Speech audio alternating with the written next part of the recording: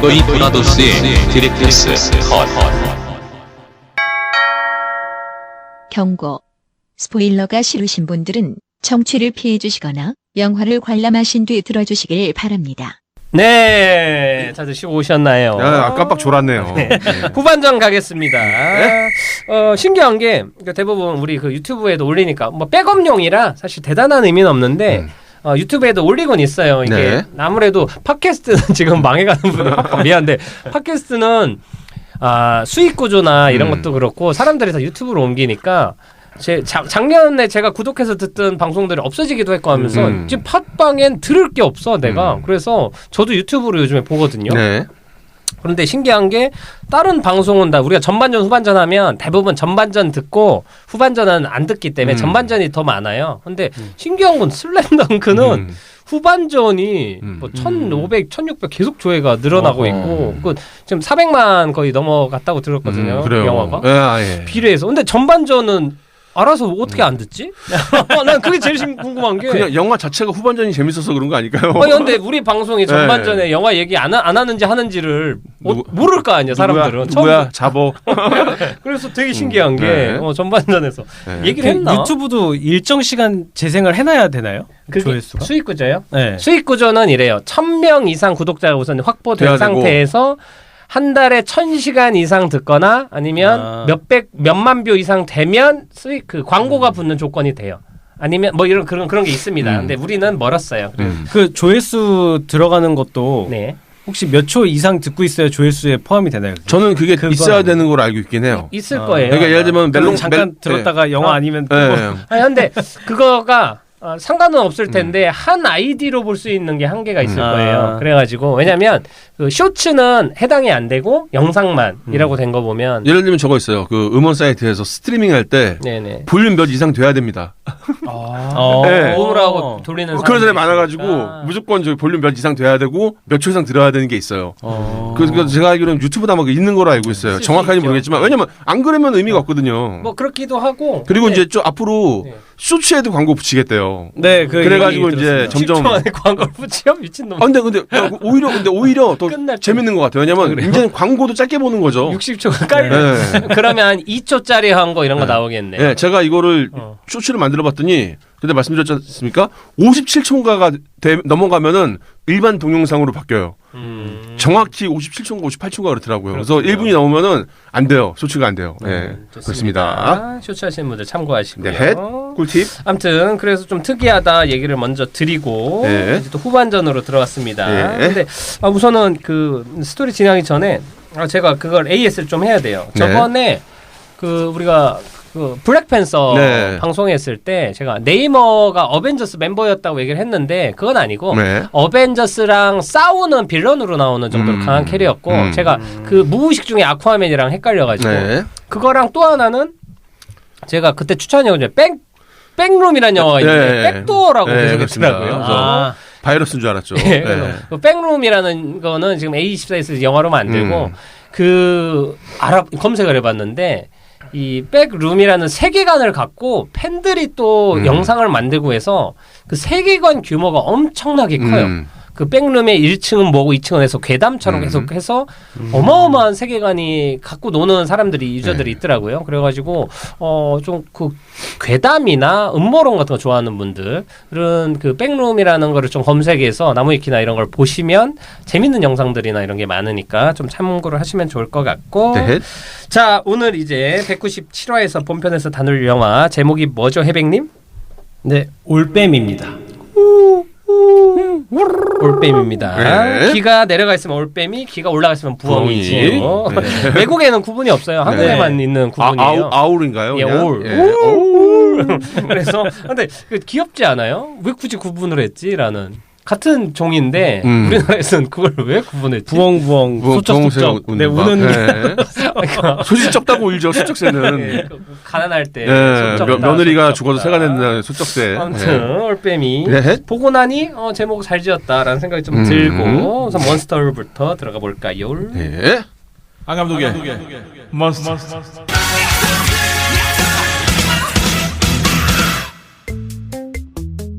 챗GPT 영화 올빼미 줄거리 알려줘. 영화 올빼미는 2010년에 개봉한 미국 영화로 주인공인 사무엘이 딸을 잃은 슬픔과 후회를 안고 살아가는 중년 남자의 이야기를 다룹니다. 아니, 한국 영화 올빼미 줄거리 알려줘. 한국 영화 올빼미는 2021년 개봉한 영화로 평범한 가정에 살면서 가족과 함께 살아가는 아니, 2022년 개봉한 한국 영화 올빼미 줄거리 알려줘. 죄수들이 모여 사는 감옥을 배경으로 벌어지는 인간 드라마 올빼미 죄수들의 나날은 2022년 개봉한 한국 영화입니다. 됐다. 네. 아, 잘 들었습니다. 좋습니다. 아, 연습했네요. 예, 너무 티가 잘해서 나네요. 역시 꿈은 반대로 이건 이루어집니다. 악몽 안 꾸시겠습니다. 축하드립니다. 자, 무슨 의미죠 이게? 챗GPT는 알겠지만. 실제로 이 영화를 보고 나서 예. 제가 챗 GPT를 찾아가 봤습니다. 예. 그 진짜 이렇게 질문을 했어요. 예, 뭐래요? 네. 챗 GPT한테 물어봤습니다. 야, 영화 이거 스토리 좀 알려줘. 근데 그랬더니 왜 물어보고 싶어진 거예요? 아니 챗 GPT라는 거는 이 영화를 어떻게 소개를 해줄까 나한테 그래서 궁금한 거예요. 챗 예. GPT에 관심이 있었고 그랬더니 처음에 2010년에 개봉한 미국 영화인데 제프 브리지스가 나온대요. 그래서 아니 한국 영화 올빼미.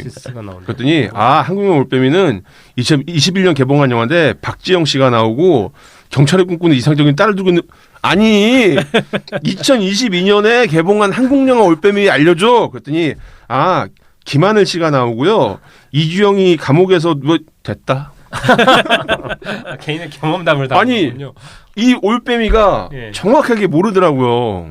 모를 지금 수 있죠. 네, 업데이트가 안 돼 있어서. 네, 근데 예. 제가 이 영화를 본 느낌이 그랬거든요. 네, 야, 그래서 어허. 그렇게 했습니다. 여기까지입니다. 좋습니다. 예. 챗GPT도 모르는 스토리. 누가 알겠습니까? 근데 심지어 자꾸 안다고 딴 영화를 알려주고 더 웃긴 게 이런 영화가 없어요. 없어요. 없는 것 같아요. 네, 근데 얘는 근데 만들어내더라고요. 가까운 정보를 갖고 그리고 한글로 된 빅데이터가 부족해가지고 네. 영어로 물어보는 게 오히려 낫다고 하더라고요. 근데 이걸 또 영어로 하기엔 이제 영문도 모른 채. 네, 그래서 그걸. 어쩔 수 없습니다. 아무튼 챗GPT 모를 것 같아요. 네. 자, 그러면 한 줄평 토크 한번 들어볼까요? 그래서 제가 먼저 하겠습니다. 한 줄평. 네. 까비입니다. 은비는 어디 가고? 은비는 어디 가고 가만히 있느냐. 예. 좋습니다. 저는 자꾸 유해진이 보여요. 아니, 자꾸 유해진이 나와. 뭐, 식스센스 같지 않아요? 유해진이 보여요. 자꾸 유해진이 나와. 그냥 쉽게 가겠습니다. 아니, 급하게 봤어요. 네. 이게 우여곡절 끝에 좀 급하게 봤고 유해진이 범인. 영화를 재밌게 보긴 했는데 네. 자꾸 유해진이 나와서 이게 좋은 건지 나쁜 건지 그리고 몇몇 장면은 왜 자꾸 그 유해진이 나오는 순간 자꾸 택시 운전사에서 그 유해진이랑 유준열이 같이 밥 먹고 춤추고 막 이런 장면들이 자꾸 떠오르면서 저는 부당거래가 생각났습니다. 좋습니다. 자, 해백님. 역사적 사실에 더해진 적절한 상상력. 되게 그 교본적인 약간 챗 GPT 같은. 네. 챗 GPT 한 줄평 알려줘. 저거 그거 재밌을 것 같더라고요. 저 앞으로 해보려고 해요. 자꾸 챗 좋네. GPT. 좀 쉽게 가시려고 하시는 거. 아니요, 왜냐면 얘가 일단은 못한다는 말을 안 해요. 그러니까 뻔뻔하더라고. 뭐든지 어떻게든 만들어내더라고. 정치는 잘할 것 같아.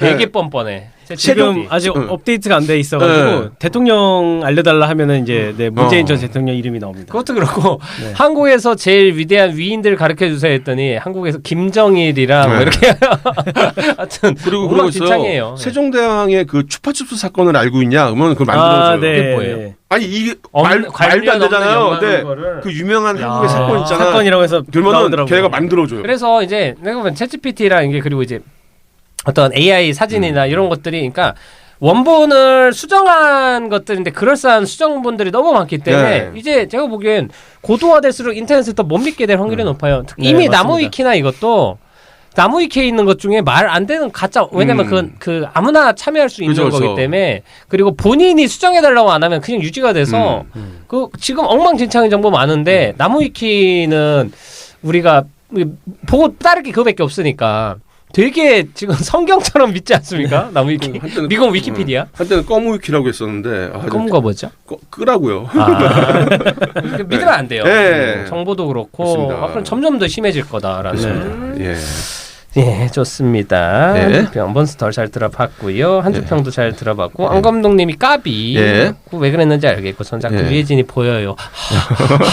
자꾸 제 눈에는 유해진이 보여요. 이제 히트센스. 역변하시면 돼요. 좋습니다. 예.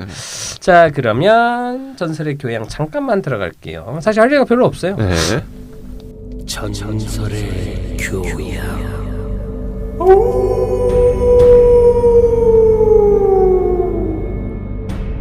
네, 올빼미 영화 제목은 더 나이트 오울이고 2022년 개봉작입니다. 332만 명 받고 와우. 평점도 좀 8.7인데 뭐 이건 평점은 중요한 거 아니지만 제 기억에 작년에 개봉했던 한국 영화 중엔 그래도 흥행도 했고 평도 좋았던 몇 안 되는 영화였습니다. 네. 범죄도시 2가 작년이었나요? 네. 뭐 작년에 뭐 한산도 있고 막 그랬는데 그러니까 아주 막 큰 기대작들이 다 선방을 못하고 좀 되게 이상한 한 해였습니다. 뭐 해적 의심이나 이런 좋은 영화도 있었지만 영화계 전체적으로 흥행이나 이런 거에 대해서는 그랬는데 되게 많이 이슈가 되진 않았지만 본 사람들 만족도도 높고 입소문만으로 한 332만까지 본 흥행을 한 영화였습니다. 그래서 좀 작년 개봉작 중엔 언급을 하긴 해야 되는 영화라고 좀 생각은 하고 있었어요. 사람들이 너무 큰 영화들이나 뭐 너무 그 막 예술적인 영화 아니면 해적 일심이나 이런 것들이 어떤 시선을 다 독차지했는데 아니면 그냥 잊혀질 만한 의미 없는 영화들이었고 근데 올빼미는 그런 가치가 충분한 영화였다고 생각을 하고 뭐 내용은 아까 뭐 지금 몬스터로는 절대 모르겠지만 내용은 그냥 맹인인데 그 낮에는 안 보이고 밤에 아예 암전이 되면 보이는 근데 영화에서 아예 안 보이면 후반에는 빛이 있어도 막 보더라고요. 막 액션씬에서 급하니까요. 급하면 사람이 막 조바심 생기면 초인적인 히스센스가 나오는 거죠. 그렇습니다. 근데 그 사람이 이제 어떤 그 누군가를 이제 살인하는 사건을 좀 발견하고 하면서 벌어지는 사실 옛날에 블링크라는 맹인이 나온 공포 영화, 네. 블라인드라는 우리나라 영화 그만을 하고 좀 더 진행하면 제가 인도 영화인데 그 맹인으로 블라인드 그것도 머더니스인가 뭐 그런 사람 내용인 것 같은데. 예. 맹인 피아노 연주자인 네. 것처럼 숨어서 이렇게 하다가 살인 사건 목격해가지고 네. 거기에서 막 거짓말하고 이러면서 그 살아남는 뭐 그런 스페인 영화였나 인도 영화였나가 있었는데 그 영화에 대한 기시감들이 조금 떠오르고 그리고 한국 영화로 따지면 관상의 작은 사이즈 버전인 영화처럼 느껴지기도 했습니다. 뉴에서 제작했고 러닝타임 118분 안 감독님이 좋아하네요. 세이프에서. 그리고 감독은 안태진 감독이에요. 뭐 하셨나 봤더니 왕의 남자 조감독. 그리고 올빼미의 감독과 각본을 했습니다. 꽤 오랫동안 시나리오 쓰고 신상담에서 첫 연출을 하신 것 같아요. 그리고 뭐 흥행도 그렇고 평도 그렇고 관객들도 재밌게 본 것 같아서 앞으로도 이런 사극계에서 그 상상력을 더 첨부한 사극을 더 많이 만드셔도 좋겠다라는 생각을 하게 되었습니다. 여기서 일찍 끝내겠습니다. 좋습니다. 이제 영화에 대한 얘기를 좀 해볼까요? 그러니까 뭐가 그렇게 아까웠어요? 저는 이제 딱 영화 처음에 인트로 장면을 보면서 이거 되게 익숙하다는 느낌이 들더라고요. 그래서 인트로가 뭐였죠? 그 업고 달리는 장면이요. 없고 처음에 그 이제 세 장가를- 인조실록 얘기하고 네. 그다음에 이제 마지막 나오는 장면이 그 앞에 세장을 업고 나와요. 달리잖아요. 그 슬로우모션 보여주는데 이거 보면서 이거 되게 익숙한데 느낌이? 그래서 왜 그런가 봤더니 소위 말하는 좀 잘 나가는 영화 유튜버들이 쓰는 방식이에요. 중요한 사건을 갖다 놓고 처음에 누구는 뭐뭘 하고 있습니다. 네. 왜 이러는 걸까요? 도치법이죠. 논 다음에 15년 다시 전 도까지 가는 건데 이게 그런 방식을 사용하더라고. 그래서 이거 되게 익숙한데 이런 느낌이 들었고 약간 그 유준열 씨의 그 연기에서 조금 이게 연기적 어려움 때문인가? 왜냐면은 아무리 시각이 없어졌다고 해도 소리가 나는 쪽을 향하게 돼 있거든요. 근데 여기서 유준열 씨는 계속해서 의도적으로 반대를 봐요. 그러니까 저거는 왜 저러지라는 게 납득이 안 가더라고요. 그런데 넘어갔는데 그 우리 기생충 아저씨 살찐 황재성 씨 자꾸 이상한 개그를 치는 게 아니요. 그분 네. 그분이요. 근데 이분이 강명훈 씨인가? 자꾸 되도 않는 개그를 치는 게 제일 그랬던 게 그거였어요. 이건 비밀이네. 그 뒤에 상공화에 있는 거. 저거는 좀 이거 약간 너무 이거 거기서 관객들 300만 명 빵 터졌어요. 아 그래요? 그럼 제가 감 떨어지는 거네요. 강 많이 그러니까 잃었네요. 그런 거. 그래서 이런 게 막 맨 마지막에 학질입니다 할 때도 뭐야 뭐 미나리 김밥이야? 왜 저거로 다 퉁을 치려고 그래? 그래서 너무 이랬는데 그래서 그런 게 좀 안타까웠다는 거였고 근데 그런 딜레마는 좋았어요. 그 왕과 최대감 사이에서 선택을 해야 됐을 때 어느 쪽도 선은 아니잖아요. 네. 그 선이 근데 그거는 전 영화에 좀 문제를 생각하는데 사실 그러니까 초반에는 최대감이 누가 봐도 나라 팔아먹고 그쵸, 사대주의에 그쵸. 비해서는 네. 악처럼 보이다가 중반에는 그래도 우리 편인 것처럼 했다가 마지막에는 이 사람도 나쁜 놈이야라고 이렇게 하지 않습니까? 그러니까 차악과 최악이 있는 건데 근데 저는 네. 초반에 좀 더 선한 이미지로 그려도 됐을 텐데라는 관객이 의지할 바 있는 그러니까 위선적이더라도 의지할 수 있는 인물을 조금 보여줬으면 그걸 믿고 가다가 뒤통수 맞을 텐데 여기는 그 트랙이 이상하게 쓰였다. 저는 조금 그게 좀 저는 아까웠어요. 그거는 캐스팅 문제라고 봅니다. 그런 배역을 할 거면 조성아 씨 쓰면 안 돼요. 왜냐면 조성아 씨는 보편적으로 그런 역할을 하지 않습니다. 그것도 그렇고 네. 저는 이분이 이게 어차피 역사가 정해져 있는 네. 거기 때문에 그 인물을 선으로 그리는 거에 대해서 조금 부담스러운 것 같아. 근데 저는 그거죠. 오히려 그래서 거꾸로 더 그렇게 갔었으면 더 재밌었겠다. 예, 사실 그렇게 하는 게 기본적인 반전을 할 방식인데 이거는 반전이 그러니까 안 먹혀요. 근데 저는 그런 그 괴리감이 되게 좀 좋았어요. 그건 좋았어요. 맞습니다. 메시지는 네. 정확하게 뭐 전달이 그래서 되니까. 만약에 이 영화를 헐리우드에서 만들었다면은 아마 제일 처음에 궁궐 들어가는 씬까지는 적절한 음악과 함께 쑥 들어갔을 것 같아요. 근데 이 영화는 안 그래요. 괜히 동생을 걸리게 하고 괜히 그러니까 저기 세자가 죽는 장면을 목격하고 도망가다 다리 다치는 장면 있잖아요. 네. 엄청 억지스럽거든요. 그렇죠. 근데 거기요? 네. 야 그렇게 날카롭다고? 아니 그것보다 지가 긁더만. 그래서 너무 그러니까 이 영화의 안타까운 점이 소재도 좋고 저는 이게 되게 재밌었어요. 그래서 사실 이게 그날 하룻밤에 일어난 일이었으면 더 재밌었겠다는 생각이 들었는데 쫄깃쫄깃하게. 네, 근데 이게 이 밤신 많은 것처럼 되게 애매해요. 그러니까 이 영화를 보면서 처음에 예고편 볼 때도 그랬고 초반에 볼 때까지만 해도 이거 되게 흥미로운데 게다가 유준열이 솔직히 연기 잘합니다. 제가 봤을 때는 그 젊은 배우들 중에서 수준급의 배우예요. 근데 너무 잘해요. 그게 아까운 거예요. 계속 아까운 게 옆에서 이상한 소리 해가지고 진짜 독침 눈침 이거는 진짜 그래요? 아니 있잖아 안 보면 너무 좋던데. 난 완전히 잠깐 독침이 뭐예요? 아니 침으로 눈이 이렇게 보이는지 안 보이는 아니야 최무성 씨가 씨가. 하자는 게 너무 그러니까 무슨 무사도 아니고 액션 영화. 근데 뭐야 저거는 좀 그렇게 침을 잘 놓는다고? 너무 좋던데. 그래서 한다 그래서 침으로 먹고 사람인데 침 그만해요. 그래서 그런 면이 다 쌓이고 쌓인 게 결론은 참 이 영화는 좋은 괜찮은 영화인데 뭐 인정하겠는데 너무 아깝다.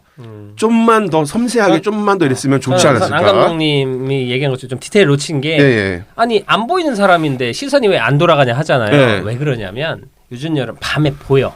생각을 해봐요. 사람이 감각이 아직 남아있으면 이걸 쓰려고 노력을 하지 안 쓰려고 노력하겠습니까? 그래서 제가 보기엔 유준열은 디테일을 살려서 장님인 체를 하기 위해 오해를 사지 않기 위해 반대로 고개를 돌리는 연기를 했다.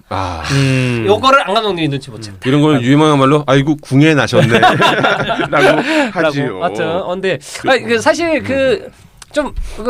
올빼미라는 제목이 그래서 좀 잘 지었다고 생각을 하고, 그러니까 밤에만 나오는 새니까 하고, 이 사건, 그리고 나는 그런 맹인이 있다는 얘기는 처음 이게 있나요? 그 주맹증이라고 해서 백내장 초기 증상이기도 하고, 그리고 이게 약간 라식이나 라섹하신 분들 아마 살짝 느낄 수 있는 게, 저도 이제 눈 수술을 하고, 밤에 도로에 이제 신호등이나 불빛들 있지 않습니까? 예. 그러면 시야가 뿌예서 잘 안 보입니다. 근데 이게 꺼진 데를 가면 너무 잘 보여요.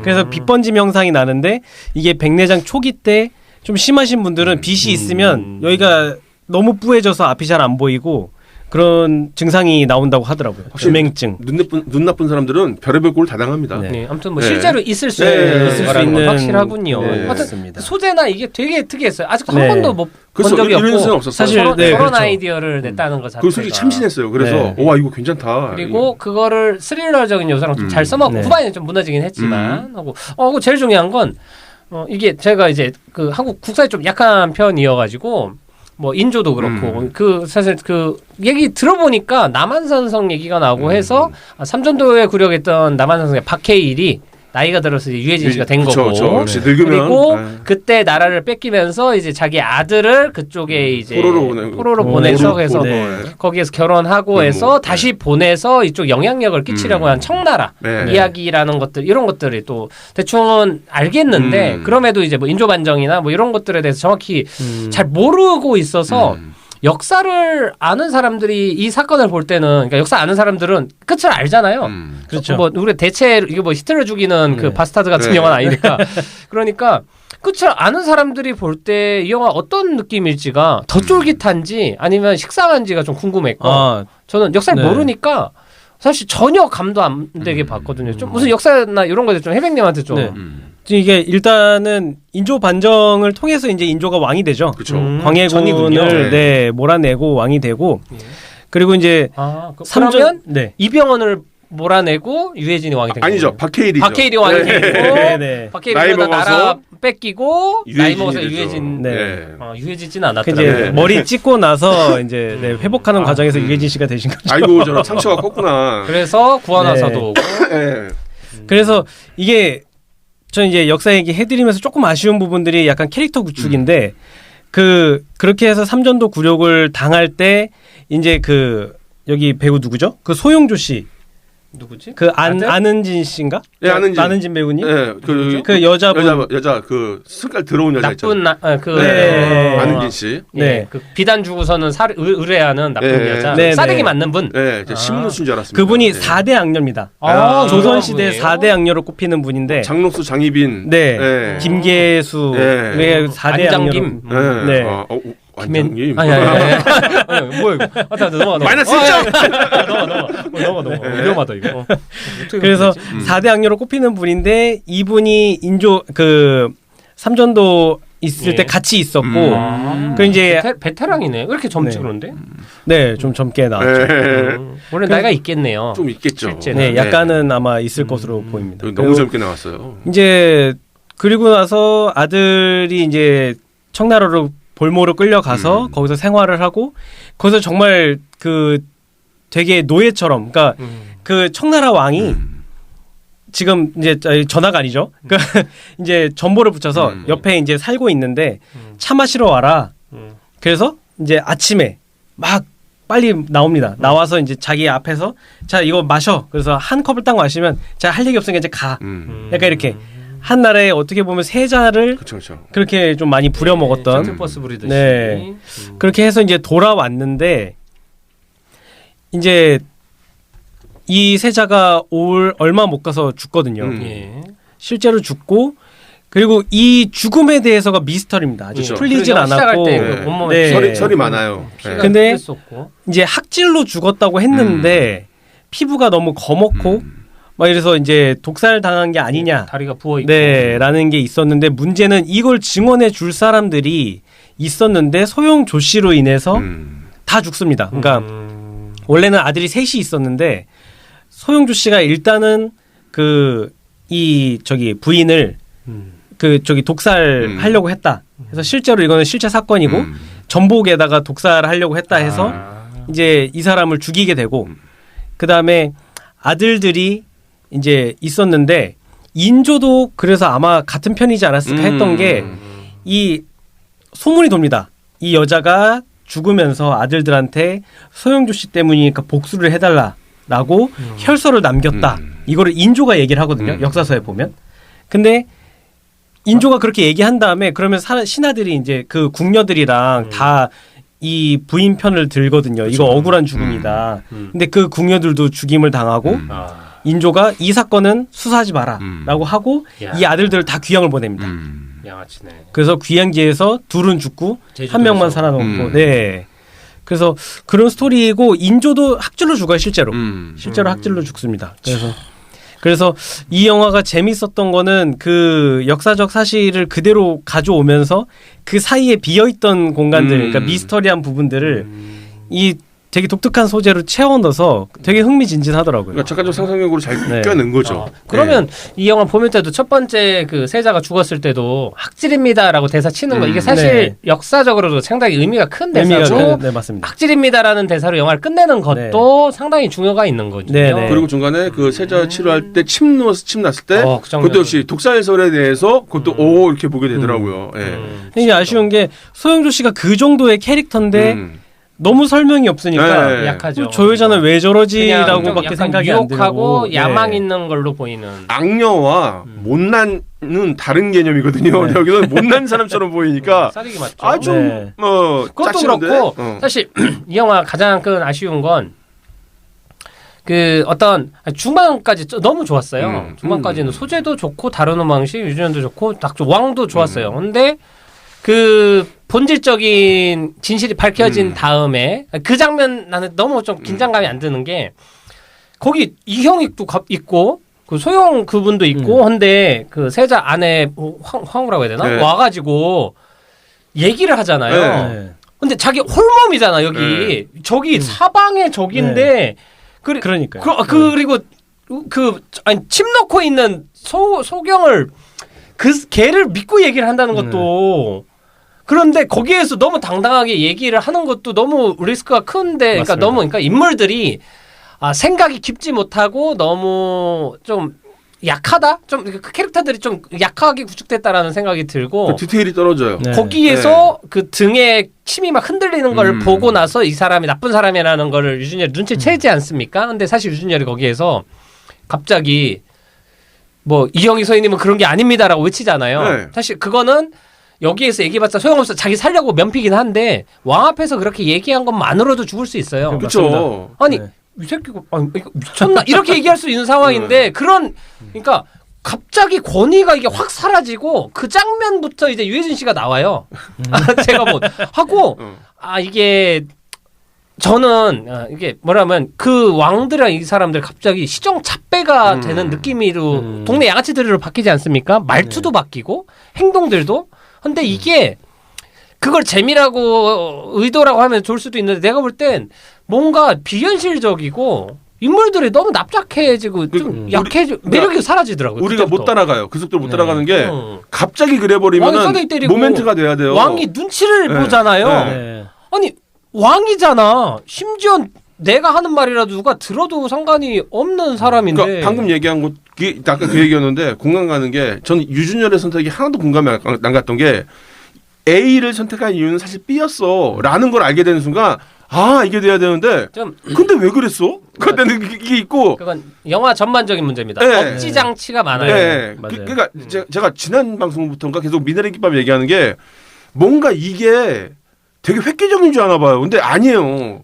그거는 그냥 과정에서 나온 하나의 열쇠 하나인 것 뿐인데 이거를 맞는 키로 쓰려고 하니까 문이 안 열리는 건데 여기서 넌 그 유준열이 선택을 할 때 이해를 우리가 하면서 또 이해 총명함 이 상황에서 침이 흔들리는 경우 이걸 알았어? 이렇게 가야 되는데 근데 왜 저러지? 근데 저 여자는 또 왜 저래? 얘는 또 왜 저러고 마지막에 이 문 열고 나가면 돼 돌아오잖아요. 명분도 없어요. 네. 그것도 그렇고 네. 확실한 건 그러니까 주인공의 정의로움이나 이런 거를 하기 위해서 그 권위나 역사적인 어떤 세계관을 무너뜨리는 게 예를 들면 그 세자하고 친해지는 것도 네. 자기 용서해주고 자기 동생 챙겨줬으니까 은인이다라고 하잖아요. 아무리 은인이라고 해도 내 목숨을 거는 건 다른 문제인데 세자가 죽을 위에 놓인 걸 알면 사람들은 첫 번째는 나도 위태로울 수 있다라는 자기의 안위를 먼저 걱정해야 되는데 심지어 사회 약자고 소경인데 거기에서도 집에 가자마자 맨 처음 하는 게 고치는 약 그걸 뭐라고 하죠? 해독제. 예, 해독제를 갖고 막 뛰어가잖아. 우선 거기서 또 문제는 아니 세자가 있는데 그게 한 명도 없어 주변에. 그러니까. 문 앞에만 3명인가 있고 세컴이 없어. 그럼 뒤로 들어가서 구하려고 하는 그 시퀀스들도 이 사람이 얼마나 지금 힘든 일을 하는데 너무 손쉽게 세자까지 옆에 가잖아요. 네. 그걸 보고 내가 느낀 게 아니 저렇게 쉬운 거면 굳이 이영익이라는 의원을 시켜가지고 옆에 소경이지만 소리도 듣고 이 사람 행동도 하고 냄새도 맡을 거 아니야. 피 나오는 것도 알고. 그냥 암살자를 시켜서 새벽에 독침 놓고 가면 되잖아. 그러면 그래도 학질이라고 하면 되잖아. 그냥 의원이 다음날 와서 이건 학질입니다 이러면 되잖아. 맞잖아. 그럼 영화 제목을 올빼미라고 할 수가 없잖아요. 올빼미는 인정? 아니 그러니까 그 장면하고 도망갈 때 그 찢겨지는 것도 그렇고 근데 아니 거기에서 찢겨져서 나서 그 신발 자국 난 걸로 나중에 이형익이 오지 않습니까? 뭐 며칠이 지났는지 모르겠지만 거기 청소도 왜 안 하는지도 모르겠고 신발 자국 보고 걔가 걔였다는 거 아는 것도 그렇고 그리고 천하의 어이라고 해도 방금 세제 죽은 데서 뛰어나오는데 호위무사가 뭐 제지 안 하는 것도 말이 안 되는 거예요. 그리고 연출적으로도 그 유해진이 또 이렇게 딱 봤는데 가까이 오라 했더니 다리 피나는 거 보이지 않습니까? 그게 뭐야? 아이스 케이크. 그거 없어도 그냥 눈치가 챈 그쵸. 건데 이미 답은 나와 있는데 그러니까 위험이 떨어져요. 거기를 다리를 누르면서 왕이 왕이잖아. 사실 그 내가 죽였다고 해도 그러니까 왕이 누구를 두려워해서 겁내는 건데 최대감?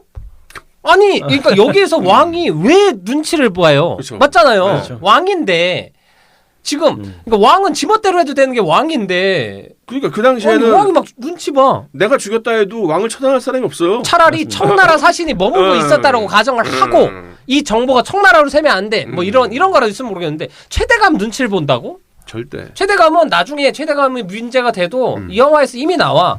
말 몇 마디에서 잘해줄게, 용서해줄게 이렇게 해서 언제든지 딜이 되는 사람인데 마치 왕이 막 동네 소인배처럼 이러고 있으니까. 아니 아주 후반에서 그 사건을 해결을 해야 되고 그리고 역사적인 것도 따라가야 돼 보니까 인위적으로 맞춰지는 그런 것들이 이제 사실 긴장감이 소거되고 그게 저는 말씀드린 대로 뭔가 잘못된 확신을 가지고 있었던 것 같아요. 작가나 연출이 이러면 해결이 될 거야. 요거 하나로. 근데 절대 그거 해결 안 돼요. 그리고 이제 추리물적인 요소로 가고 스릴러로 갈 거면 스릴러적인 가야 되는데 엔딩은 휴머니즘이랑 유준열의 명연설과 이 장면을 하이라이트로 놔서 그리고 유해진이 망가지는 둘의 연기 대결로 끝내버리니까 스릴러적인 긴장감으로 끝을 안 내버려요. 사건은 종지부가 안 났어. 주인공은 졌고 그랬는데 누가 그냥 용서해주고 나중에 다시 어이로 와서 4년 후에 이렇게 한다라고 하는데 아니 통쾌하지도 않고. 그러니까 이게 역사적인 것대로 따라가려고 하다 보니까 억지로 껴맞춰진 게 너무 많아서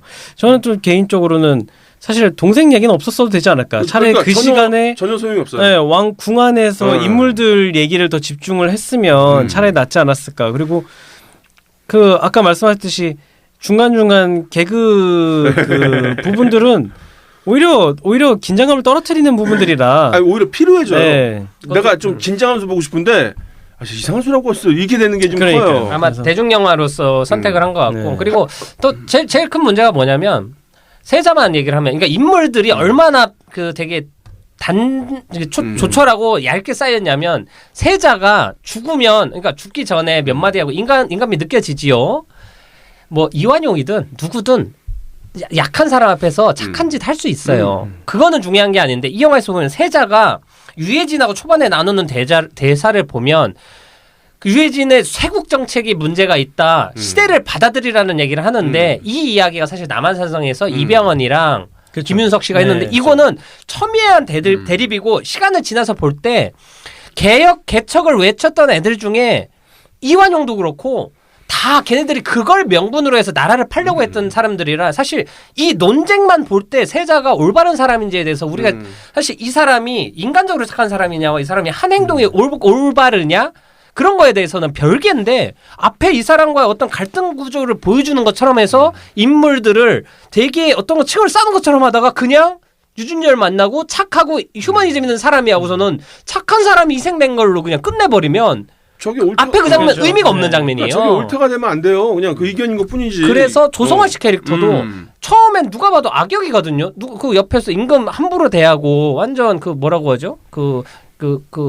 꼭두각시처럼 하는 비선실세처럼 하는 사람인 것처럼 하다가 죽은 다음에 도와줄 때는 뭔가 그래도 이 사람이 유일한 뭔가처럼 하다가 갑자기 또 나쁜 사람이 되는 이런 과정이 내가 볼 때 처음부터 저 사람은 청나라에다가 영혼판 나쁜 사람인데 저 사람한테 의지하면서 너무 믿어 이 사람들이. 약간 저 느낌이죠. 그러니까 그 마블에서 그 네이머가 왜 그랬냐면 그러니까 유해진이 막 해명하잖아요. 그러니까 이렇게 하면 되는 거 아니야? 이런데 그거에 설득한 것처럼 보니까 뭐야 네이머가 우리 왜 그랬냐면 나중에 이러려고 한 거. 그러니까 그것도 아니에요. 이거는 저는 완전히 짜치게 됐어요. 그래서 사람이. 그냥 좀 아쉬운 건 그러니까 조성아 씨는 처음엔 그래도 뻔했을 거예요. 예를 들면 이경영 같은 캐릭터 연기하고 착한 사람인 것처럼 아니면 김의성 씨가 착한 사람인 것처럼 되게 왕 세자의 말도 들어주고 되게 사람들 챙겨주는 사람들은 하다가 배신을 때리면 아 결국에는 위장자들 다 똑같구나가 될 것 같은데 하여튼 결과론적으로는 우리나라를 지키는 어떤 그러니까 인조에 대해서 그냥 양아치지 이 사람이 정치적으로 어떤 철학을 갖고 있는지에 대한 거 이런 것들은 아무 의미가 없는 그렇죠. 되게 공허한 네. 그 역사적인 그렇죠. 사건 하나에 대해서 그냥 새로운 의견을 내는 영화처럼 보이니까 그 인물이 그래서 영화를 보고 대부분은 고민을 하잖아요. 근데 이 영화를 보고 느끼는 건 세자는 억울하게 조금 착한 사람. 그러니까 여기 세자 한 배우가 이름을 제가 모르겠는데 그 배우가 이번에 지옥2에서 유아인 씨 대체로 캐스팅된 배우 맞습니다. 네. 맞는 것 같아요. 네. 근데 김성철 배우인가? 아마 그럴 맞는 것 같아요. 네. 근데 보면서 느낀 건 사도에 나왔던 유아인이 계속 떠올랐어요. 이 영화를 보면서 저는. 그러면서 비슷한 인물처럼 느껴지는데 내가 역사를 모르니까 역사를 하면 분명 다를 것 같고 이 사람이 개혁을 외치고 일방적인 피해자가 아닌 분명히 느낌이 이게 다른 얘기로 풀 수 있어요. 아버지는 나쁜 사람이지만 세국을 나라를 지켜야 된다는 있는데 아들이 청나라 갔다 오더니 너무 사대주의에 빠져 있어서 얘 때문에 나라를 팔게 될 것 같아서 어쩔 수 없이 죽인 아버지로도 그릴 수 있어요. 그러니까 역사는 우리가 대체로 한다면 그렇죠. 근데 여긴 그런 의견이 없으니까 네. 그러니까 실제로도 되게 그런 의견 대립이 있었던 건 맞긴 한데 그래도 이제 영화적으로 풀 때는 이게 어차피 허구를 어느 정도 넣었다 그러면 이걸 좀 조율을 해서 캐릭터를 좀 잘 구축을 했어야 됐는데 영화는 결정을 안 한 것처럼 네. 보여요. 저는 그렇게 된 이도저도 아닌 네. 그냥 동네 양아치였는데 인조는 그냥 생 양아치였구나라는 생각만 들어요. 이 영화를 보고 내가 느낀 건. 자 그러면 이 영화에 대한 좋은 점 한번 얘기해 볼까요? 좀 아까 좋은 얘기했던 점이요? 소재 소재. 70분 가량까지는 그 소재도 그렇고 다루는 방식 그리고 아까 침으로 찌르려고 했던 저는 그런 장면들이나 이런 것들이 저는 나쁘지 않았다라는 생각이 들었습니다. 전 좋았던 점이 그 서상국 역할을 맡았던 그 여자 배우분이 김예은? 김예은 배우님이 되게 인상적이었는데 예. 얼마 전에 찾아보니까 그 생각의 여름이라는 영화 주인공 옛날에 하셨더라고요. 같이 공연을 했었다고요. 그래서 되게 매력 있어서 이 영화를 볼까 생각하고 있습니다. 이 영화의 장점이었습니다. 여기저기에 많이 나오는 목소리가 되게 독특하세요. 예, 네, 그래서 신기하더라고요. 독립영화에 특히 많이 네, 나옵니다. 그리고 생각의 여름에서는 뭔가 연기가 독특한 느낌이, 그러니까 뭐 보셨나요? 네, 대충 봤는데 눈빛이 약간 좀 이상한 것 같아가지고 뭔가 좀 재밌었어요, 되게. 여기까지입니다. 이 영화의 장점이었습니다. 그게 좋은 점이었나요, 이 영화에? 이 영화의 좋은 점이었습니다. 좋습니다. 잠깐 딴 생각을 할 수 있었어요. 저 배우는 누구지? 박명훈 씨가 계속 이상한 개그에서 싫었대던데 그거 그 완전- 약간 상대 역할인데. 네, 그러니까 더 네. 저거 안 되잖아요. 네. 좋더라고요. 근데 그 박명훈 씨가 좋아하기에도 좀 너무 어려. 아니 그것보다 맞잖아요. 그분 자체가 존재 자체가 왜 있지? 이 생각이 자꾸 들어가지고 아니 왜 그렇게 좀 너무 젊은 배우들을 썼지라는 유해진 옆에 있었던 그분들도. 그러니까 그렇고. 그 안은진 배우도 그렇고 전체적으로 나중에 저기 독살당하는 그 왕비도 전체적으로 다 어려요. 그래서 너무 나이 차이가 많이 나는데 이게 안 맞는 것 같은데 좀 이런 느낌이 많이 들긴 하더라고요. 그렇죠. 아니, 모르겠어요. 인조가 나이가 너무 많이 든 배우를 썼는지 그렇죠, 그렇죠. 원래 그 정도로 안 맞나요? 그 그 3년도 그리고 많긴 몇 많은데. 년이지. 아니 그 정도가 아니, 이제 많으니까 손자가 있을 정도면 뭐. 요걸 맞춰줘야 되는데 요게 안 맞는 거죠. 누나들이 그렇죠. 온 거죠. 예, 그렇습니다. 좋습니다. 이게 잘 들었고요. 네. 자, 짧게 디데이 한번 갈까요? 좋습니다. 궁금하네요. 네, 황상준 씨고요. 2014년에 해적, 조선미녀 삼총사, 댄싱킹, 그림자살인, 미인도 뭐 하셨는데 이분의 가장 독특한 이력은 형제가 황정민 씨입니다. 영화배우 황정민 씨가 형이에요. 진짜요? 예. 오, 대단하다. 그래서 재밌는 게 황정민 씨가 출연한 영화의 음악을 좀 많이 맡으셨습니다. 그래서 이게 인맥인지 뭔지 모르겠는데 댄싱퀸도 그렇고 저 천군 뭐 이런 것도 하셨고 근데 이제 데뷔가 저거예요. 단적 비연수. 예, 요거로 상 받으신 거로 음악상 받으신 걸로 알고 있고. 근데 솔직히 말씀드리면은 이분이 작품 되게 많이 하셨거든요. 그리고 제일 데뷔할 때 인상적인 게 슈리 트레일러 영상 음악 감독을 했대요. 그러니까 그게 93년. 그리고 2000년도에 단적 비연수로 시작을 하신 건데 이분이 솔직히 저는 이 영화 보면 느낀 게 색깔이 별로 안 느껴져요. 약간 정신사 나와요. 그냥 그러니까 오래 작업하신 것도 알겠고 어제 출강하고 계신 거 다 알겠는데 저는 그냥 정신사납고 뭔가 몰입이 안 되더라고요. 그래서 그냥 인상적인 트릭도 없고 근데 뭔가 되게 훌륭하게 되게 잘 성공하신 느낌이 드는데 도대체 뭔지 모르겠어요. 이 영화 이분의 필모를 봐도 그렇고 왜냐면 영화 벌써 해적 조선미녀 삼총사 댄싱퀸 그림자살인 뭐 미인도 궁녀 식객 천군 울랄라 시스터즈 막 이름은 있는데 이렇다 할 영화는 사실 없거든요. 근데 딱 이런 느낌이에요. 영화에서 음악 들으면서 잘 모르겠어요. 그래서 제가 웬만하면은 DDR을 하면서 약간 찬사를 많이 보내는 편 아닙니까? 근데 솔직히 이분은 모르겠어요. 그래서 여기까지입니다. 그냥 황정민 씨 형? 네, 황정민 씨가 형. 이분이 동생. 어렸을 때부터 영화를 그렇게 그래도 시리 좋아했대요. 음악 트레일러 했으면 일찍부터 잘 풀리신. 그렇죠. 근데 그거 하고 7년 쉬었다가 단적 비연수를 하신 거니까 오래 걸리셨고. 예, 오래 걸리셨습니다. 알겠습니다. 예. 그리고 그 당시가 우리나라 한국 영화 호시절이죠. 호호호. 왜냐면 맞습니다. 투자도 되게 많이 받고 맞습니다. 영화 진짜 많이 만든 시절이라 한국 가지고. 영화 르네상스라고 불렀을 예, 때니까요. 맞아요. 그렇습니다. 좋습니다. 자, 오늘 방송은 우선 여기까지 하고요. 다음 주에 198회 앤트맨과 와스프 퀀텀 매니아로 돌아오겠습니다. 다들 수고하셨습니다. 수고하셨습니다. 한 시작 잘하세요.